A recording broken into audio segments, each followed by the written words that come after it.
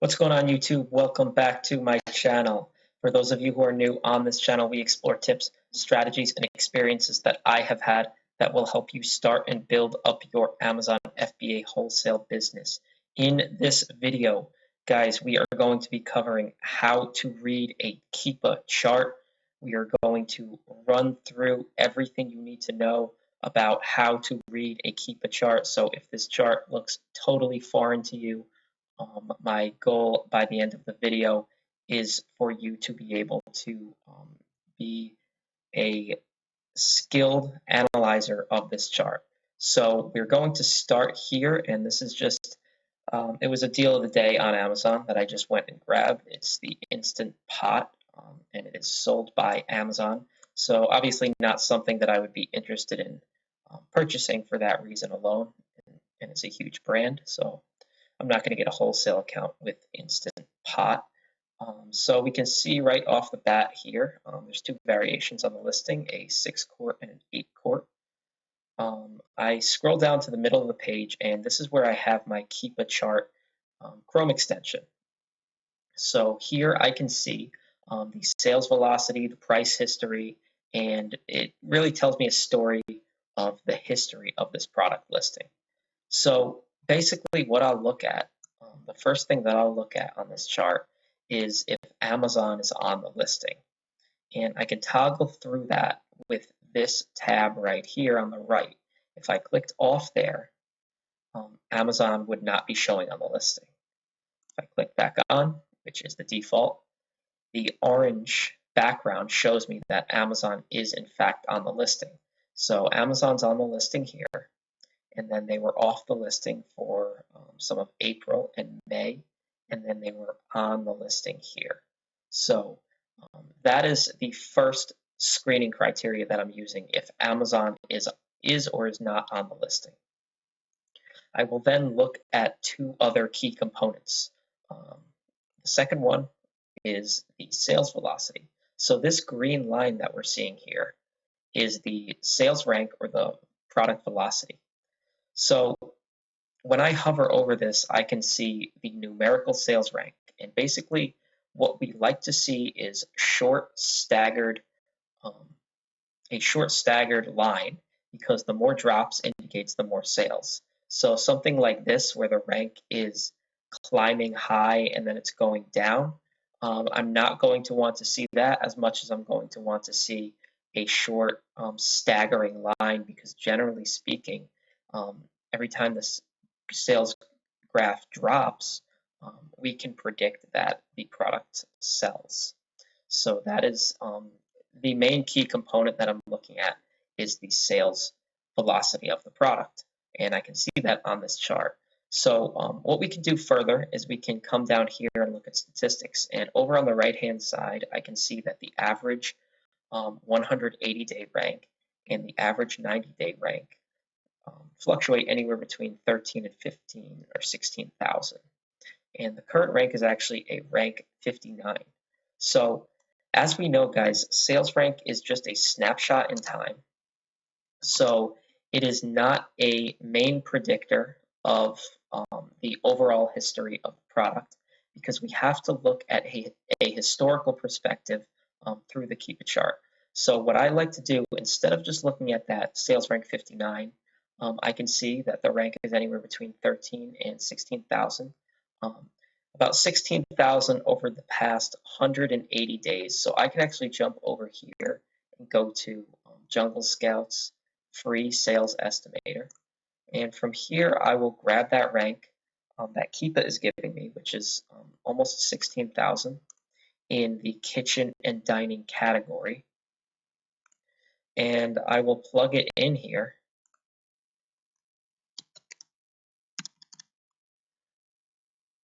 Choose our marketplace, and it's in kitchen and dining.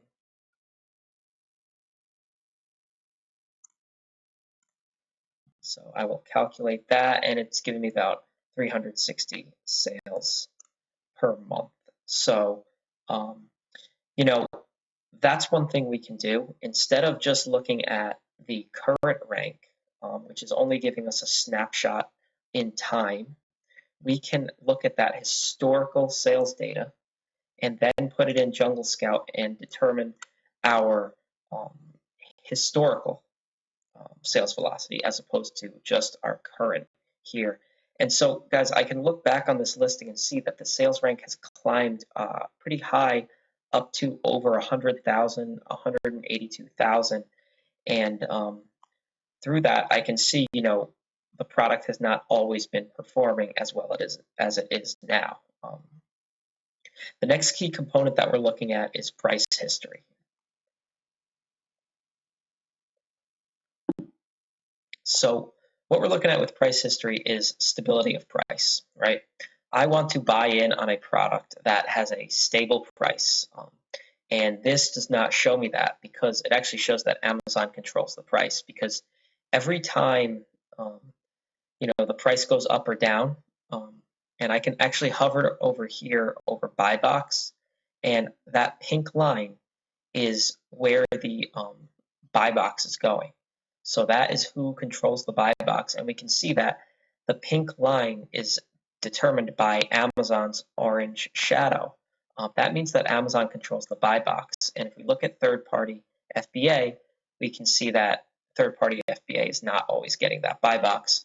It is Amazon for the most part.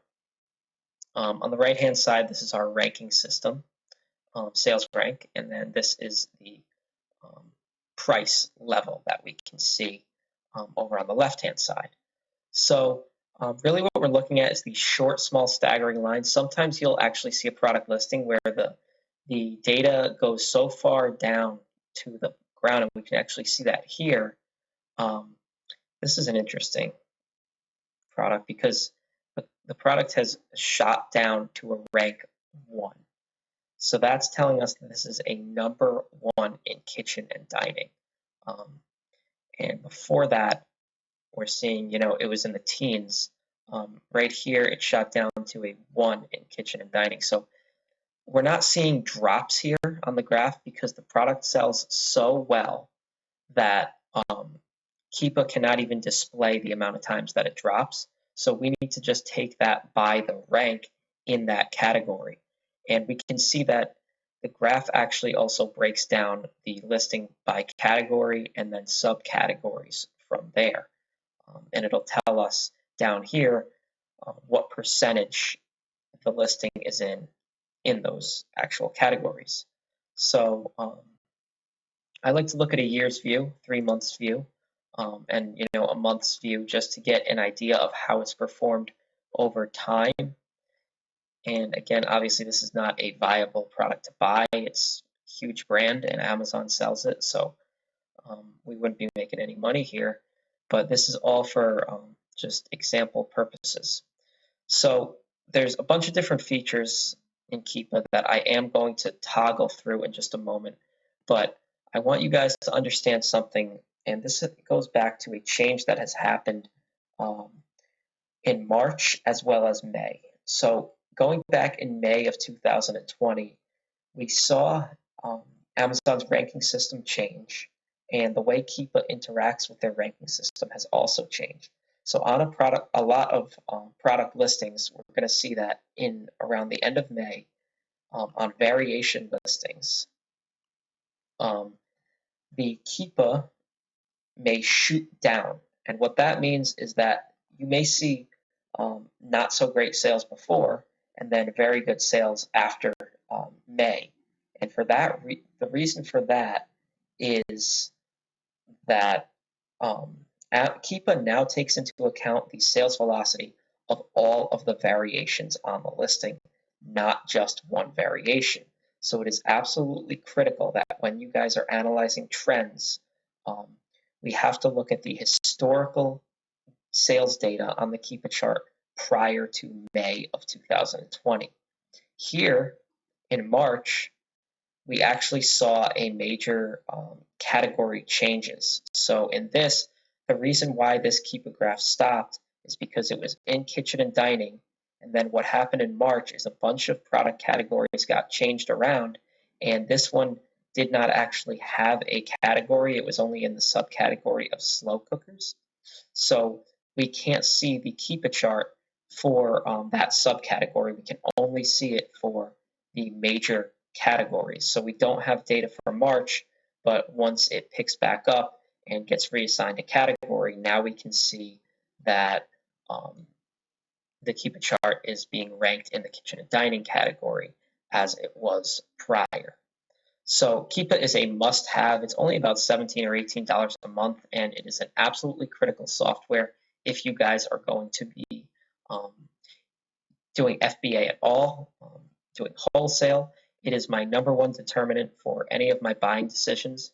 Generally speaking, the Keepa graph has held true on all of my buying decisions. So that means that my actual sales are very close to replicating my predictions for the product based on the Keepa graph.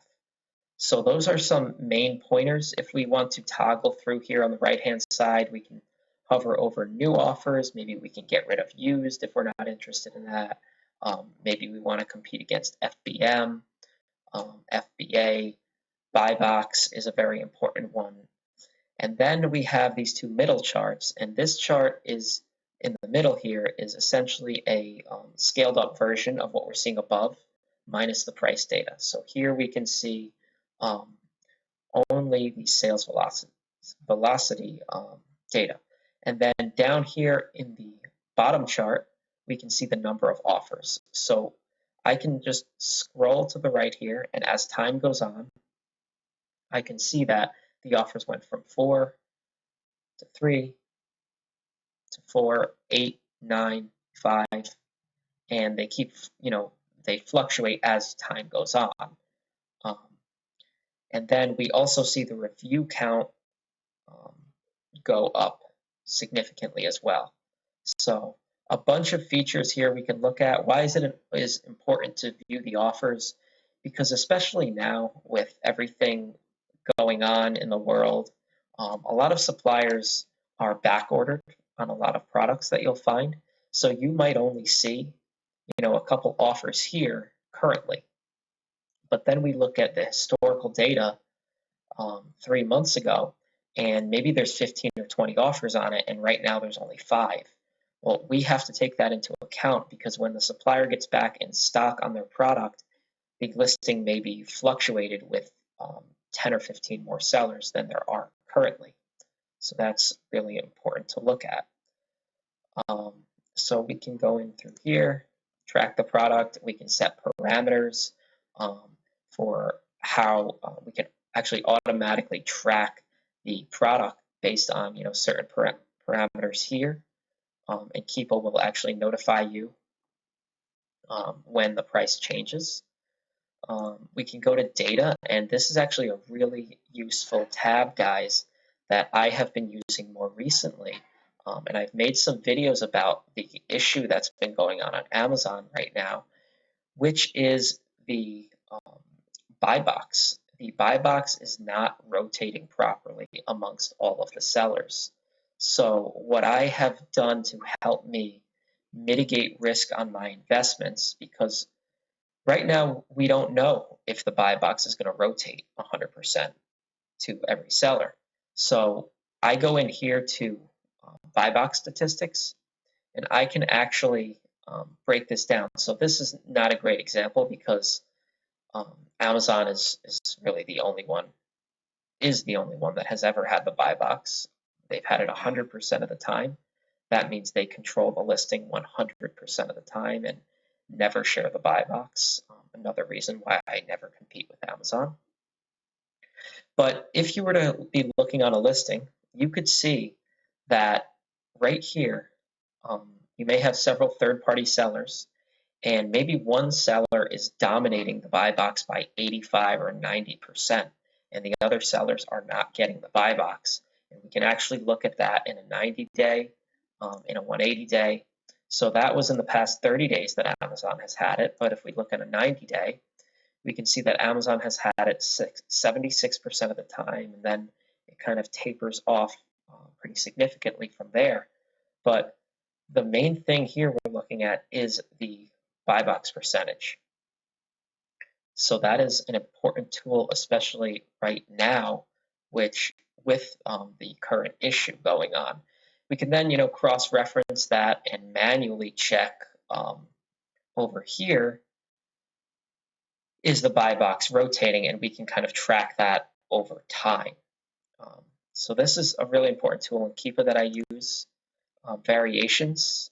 And like I said, this has two variations, this product listing. So I can toggle through each variation and I can see only if I'm looking at a history, right? So, if we saw a significant drop here in May, which on this listing, there is not a significant drop. So basically what that means is both the products kind of sell a decent amount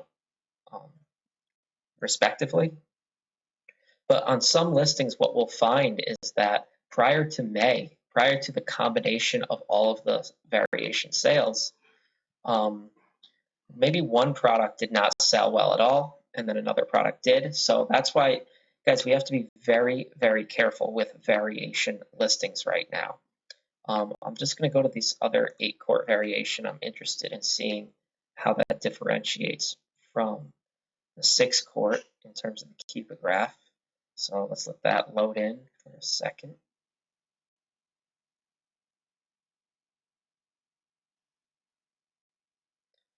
So the 8-quart actually looks like it sells a little bit better because I can see that, prior to this drop, and this is what we're looking at. We see right here, I'm actually going to, and this is another thing we can do. We can kind of highlight the graph and it'll zoom in on that period of time. So, right around here, we saw a drop. On most product listings, it's going to be May, end of May. But on this listing, I'm not seeing anything too significant in terms of a drop. And what I mean by a drop is a drastic increase in sales. Like I said, on a lot of listings, this occurred.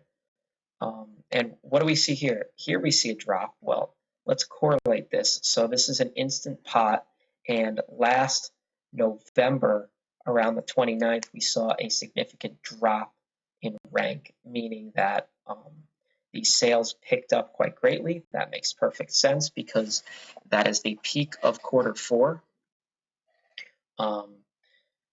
This product is going to do significantly better during quarter 4.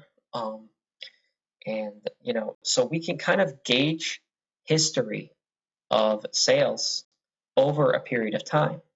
And we can also gauge history of price. So I can see, a full picture of what has gone on the Amazon product listing. Keepa is an excellent tool, guys, to use. It's an absolute must-have in terms of selling on Amazon.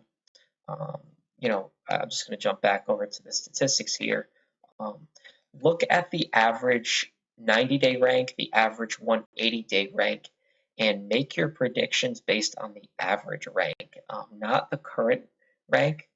And as you get a feel for this graph, you're going to start to see, products that maybe they're variation listings and one variation sells much better than another, or the product does significantly better during quarter 4, or maybe it's a seasonal product and we see a very staggered chart in the summertime, and then it slows down and the lines get much longer. They go up and down, and the rank climbs and then it drops. When we get a sale, then it climbs. That would mean that the sales are a bit slower. So that is pretty much the bulk of what Keepa tells us. 3 main components that I'm looking at are if Amazon's on the listing, the velocity of the product, and price stability over time. And then I'm also looking at offer count over time. If you take these components and apply them to your buying decisions, you're going to be accurate in your predictions. And guys, I promise you, if you are an efficient Keepa chart reader, you will make informed buying decisions, and you will begin adding profitable products to your product portfolio, and you'll be able to, get better and better at doing this, because you'll see that when you make a proper buying decision, your actual sales are consistent with the Keepa graph. So that is pretty much it, guys. I don't want to make this video too long. I want to give you a good idea of how to read a Keepa chart in a decently short period of time. So if you guys have any questions at all about how to read a Keepa chart, any components of it, drop a comment down below. Support the channel, smash that like button, hit that subscribe button and notification bell if you guys want to stay up to date on all of the wholesale content that I will be putting out. We got some great videos coming out in the future. So once again, thank you guys, and stay safe, stay healthy. We will see you next time.